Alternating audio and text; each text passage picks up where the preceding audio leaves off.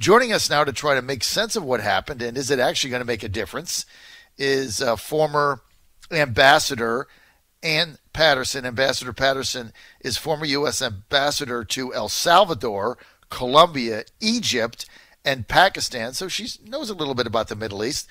She most recently served as Assistant Secretary of State for Near Eastern Affairs 2013 to 2017 in the Obama administration, and then for the Trump administration for a time being. And she is now president of the U.S. Qatar Council, and she's with us now. Ambassador Patterson, thanks for being with us. I really appreciate your coming on early. Thank you. Thank you, John. Let me say that this is a historic event. It's been a goal of U.S. policy, literally for decades, to integrate Israel more peacefully and effectively in the region. Admittedly, these contacts with the Gulf states have been going on for a long time, and Israel's had good relations, particularly with the security and intelligence officials in those countries. But it's certainly a historic occasion. Ambassador, when you say an historic occasion, on paper it is. I guess a lot of us want to know, in reality, what changes is this going to inspire? Or, as Hillary Clinton once said, what difference does it make? Well, I think let me throw out a couple of cautions here, and then I'll tell you what I think the real difference is. I think the big rub in this is going to be the sale of the F-35 to the Emirates. And most people around Washington think the U.S. will eventually sell that to Washington, and of course the target is Iran. It's not Israel. They want these advanced aircraft to go after Iran. But certainly when I was in Egypt, I saw that the Israelis were absolutely rigorous about enforcing what is called their qualitative military edge, which is also in U.S. legislation. Now, there are lots of different versions of the F-35. The Israelis already have 2 squadrons of them. Maybe they could make a deal. But you already hear a noise from the Israeli defense establishment about concerns about this. And then, of course, we hope this leads to a deal with the Palestinians. And eventually that has to be addressed, hopefully sooner than later. But I think the real impact of this is going to be economic. Because the other 2 countries that had peace deals, Egypt and Jordan, they were basically poor countries. And it was a long time ago before Israel was really a first world thriving economy like it is now. So I think there are going to be huge synergies on the economic side between the UAE and Israel, healthcare, IT, all sorts of things that we can only imagine at this point. I think that's going to be the real breakthrough. It's going to be the economic end of it. So there's an old saying: "The enemy of my enemy is now my friend." Is Iran the common thread here that is driving these Gulf countries to normalized relations with Israel, Iran being the common enemy? Yeah, all see Iran as a threat, and not without justification, because, of course, Iran has been aggressive in the Gulf. It's been particularly aggressive in Yemen against the Saudis. The Saudis are an interesting case here because the Bahrainis never would have signed up to this deal, frankly, without Saudi permission, at least tacit permission.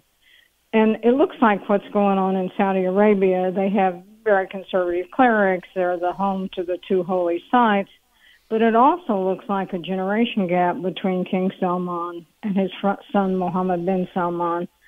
And the administration has suggested that other countries will come along soon, and we'll see. It won't be Saudi Arabia, in my view. It might be Oman. It might be Sudan. But, yes, Iran is the common enemy.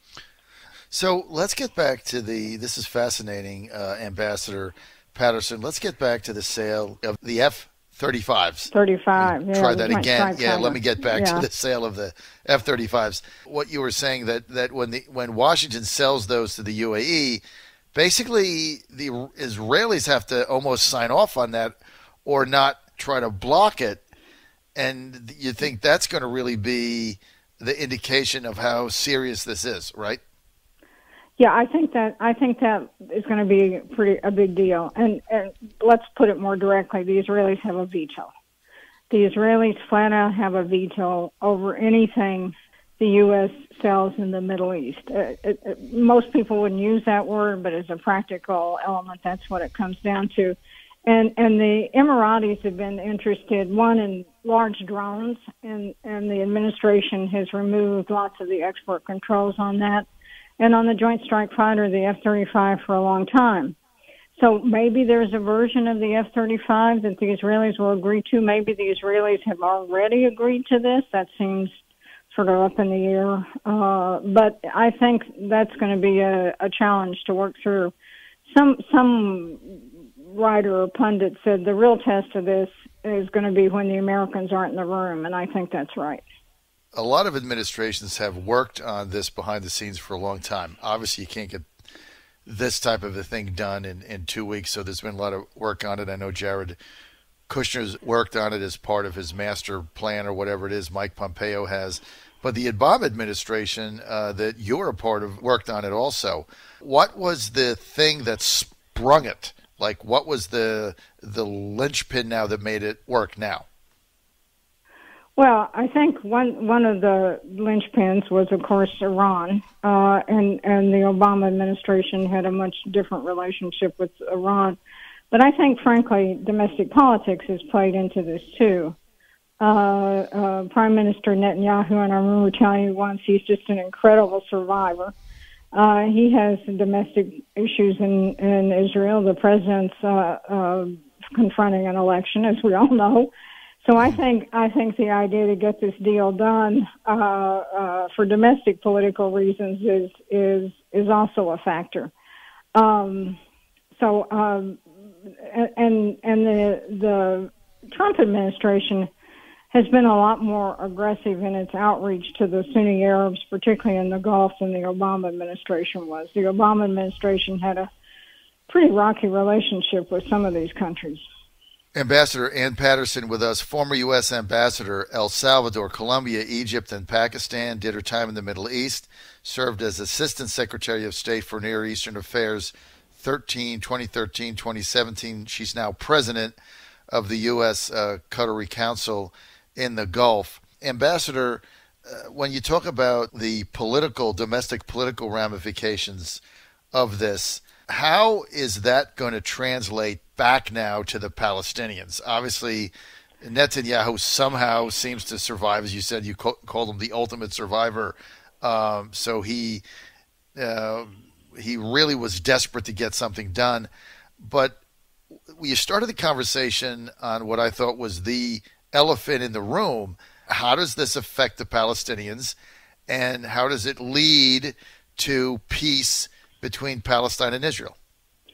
Well, that's, of course, the big challenge. And the Palestinians have been extremely critical of this deal, and they seem to be, frankly, increasingly isolated.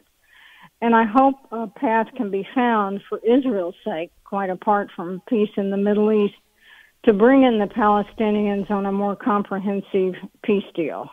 Mm-hmm. And I hope the Arabs, lots of people say the Arab Peace Initiative, which is basically a Saudi proposal, is dead. I don't think it necessarily has to be that way. I hope the Arabs will come back now that they have these arrangements with Israel and work seriously on a peace deal with the Palestinians. It seems further away than it did before, but it's absolutely key to longstanding, to permanent, really, peace in the region. And I hope whoever wins the election can work through that as quickly as possible. How confident are you that may be a reality in the next 36 months? I think it's distant. I mean, it's been going on for, 70 years? Right. I think it's hard. I think it's really, really hard. But it's not impossible. And maybe with this new configuration, maybe there are openings here that we haven't seen yet. The key, I think, is bringing the Saudis into this deal. And my own view is that won't happen as long as King Salman is king of Saudi Arabia. Do you have more confidence that the Saudis get further involved in moving this along when MBS has total control?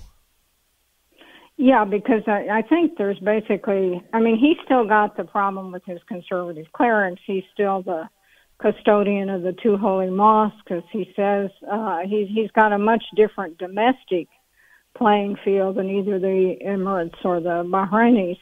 But he also is many decades younger. And it seems to me like there's a generation gap in the Middle East on the Palestinian problem. And it just doesn't have the resonance with some of these younger leaders like Mohammed bin Salman that it had with the rather elderly leadership that was in most of these Gulf countries. How does Egypt play into this whole thing, Ambassador? Well, I hate to say it, but Egypt's been sort of marginalized. Egypt for decades was the big boy on the block in the Arab world. Right. And now they have, of course, an economic crisis. They've actually done pretty well in the past few years, but between fall in tourism and COVID-19, they're really suffering economic problems. And they just don't have the wherewithal to play the role that they used to play. Even in Gaza, they used to be sort of the liaison. That's a strong word, but they used to be able to work with Hamas. And that particular role has pretty much been taken over by Qatar. So they still have almost 100 million people. It's overwhelmingly the cultural center of the Arab world. But politically and economically, they just don't have the influence that they used to. Is that a result of just changing environment? Is it a result of their current leadership? It's some leadership? of both. It's some of the current leadership. It's, again, I think mostly the result of economics. I mean, they were pretty much dependent on the Gulf countries after Mohammed Morsi was overthrown to bail them out to the tune of $25 billion. That they just don't have the money, and they have a whole lot of domestic problems because of unemployment, because of demographics that the Gulf countries don't have. I think it bugs them enormously because they're a thousands of years society that these upstarts from the Gulf have taken this position. But that's just sort of the shifting sands of the Middle East. Unbelievable. I want to get to Ambassador Patterson with us, former ambassador, Egypt and Pakistan and the Middle East. This is another thing that it's kind of got under everybody's radar screen. Another deal that the Trump administration announced, the historic economic agreement between Serbia and Kosovo. The deal led to a pledge from Serbia to move its embassy from Tel Aviv to Jerusalem, while Kosovo has agreed to mutual recognition of Israel. Nobody really understands that, so it got very little play in the legacy media because it's kind of out there and didn't fit in with some of the Bob Woodward book and things of that nature that took over the media airwaves. Give us the significance of that. So I don't know much about. I read I must tell you, I don't very much understand the Kosovo-Serbia deal either. Right. I read it, and I read the news about it, and I read particularly the focus on the economic side. I mean, this dispute on Kosovo recognition and on Serbia has literally been going on for decades. But yes, I think that was let's call it, compared to the Abraham Accords, was a minor diplomatic triumph for the Trump administration. This is how I see it. That's simply been overwhelmed, and correctly so, by the Abraham Accords in terms of its geopolitical importance. Why is it called the Abraham Accords? Because go back and read Genesis, because Abraham is the father of both major religions. And he had he had one concubine and one wife, and he had Isaac and Ishmael. And Isaac is the founder of the Christian Jewish line, and Ishmael is revered and the supposed founder of the Muslim line. So he is the father of the world's great religions, and it's why Christians and Jews and Muslims are all called children of the book. It's all laid out in Genesis. And Hagar was an Egyptian who was the concubine of Abraham. So all of us are descended, or our religious views are descended from Abraham. All right, great explanation. Thank you for that. Final question. We're out of time. Ambassador Ann Patterson, I know I'm peppering you with a lot of stuff here to take advantage of your knowledge. Let's get just domestically, politically. Jared Kushner been under a lot of intense criticism from all sides. Recently, even Tucker Carlson on Fox News went after him about a month ago. His master plan with the Palestinians never really got to first base. But he was a big player in this. What happened with the Abraham Accords, is it somewhat Jared Kushner vindication? Well, let me put it this way. I think by everything I've heard, he was the driving force behind it.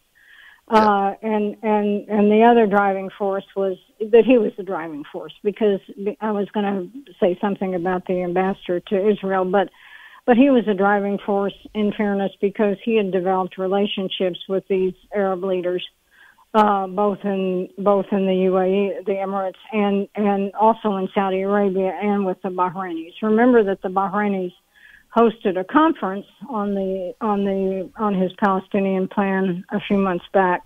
So I think his relationship with the Arabs was the key to this. Ambassador Ann Patterson, I really want to thank you for your time and sharing your knowledge with our audience. Ambassador Ann Patterson, she was U.S. ambassador I love reading your resume because it's just fun to read.